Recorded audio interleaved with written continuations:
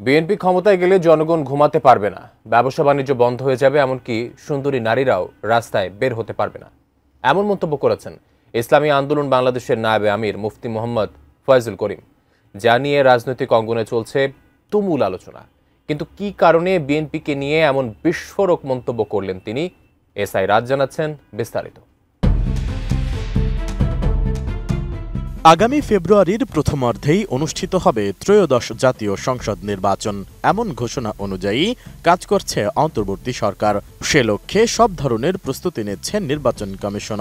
রাজনৈতিক দলগুলোও বসে নেই। বিভিন্ন ইস্যুতে দলগুলো আন্দোলন করলেও ভেতরে ভেতরে সবাই নির্বাচনের প্রস্তুতি নিচ্ছে।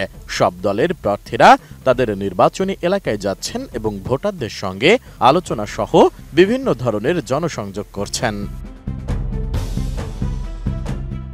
তেমনি বরিশালের বাকেরগঞ্জে রোববার এক গণসমাবেশের আয়োজন করে ইসলামী আন্দোলন বাংলাদেশ, যেখানে প্রধান অতিথির বক্তব্যে দলটির নায়েবে আমির মুফতি মোহাম্মদ ফয়জুল করিম বলেন, বিএনপি ক্ষমতায় গেলে দেশে অরাজক পরিস্থিতি সৃষ্টি হবে, মানুষ ঘুমোতে পারবে না, ব্যবসা করতে পারবে না, এমনকি সুন্দরী নারীরাও রাস্তায় বের হতে পারবে না। নতুন বাংলাদেশ গড়তে এলো জুলফিকার স্টিল। জুলফিকার স্টিল, ইস্পাত দৃঢ় অঙ্গীকার।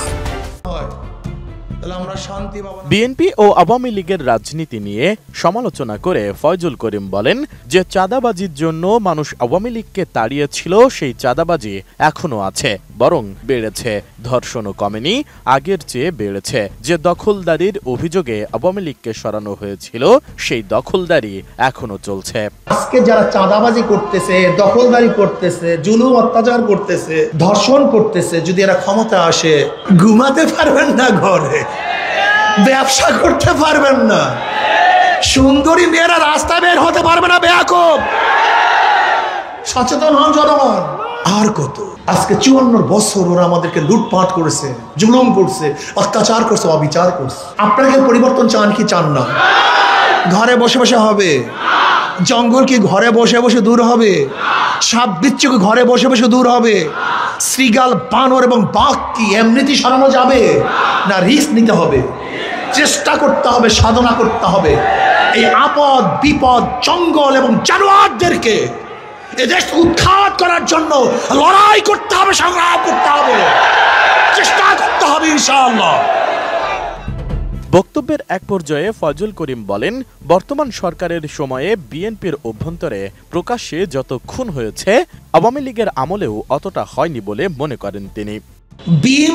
বিএনপির মধ্যে এই পর্যন্ত যেই পরিমাণে খুন হয়েছে, আওয়ামী লীগের আমলে এতগুলি প্রকাশ্য খুন হয়েছে কিনা আমি জানি না। তার মানিটা কি? আরো খারাপের দিকে যাচ্ছি।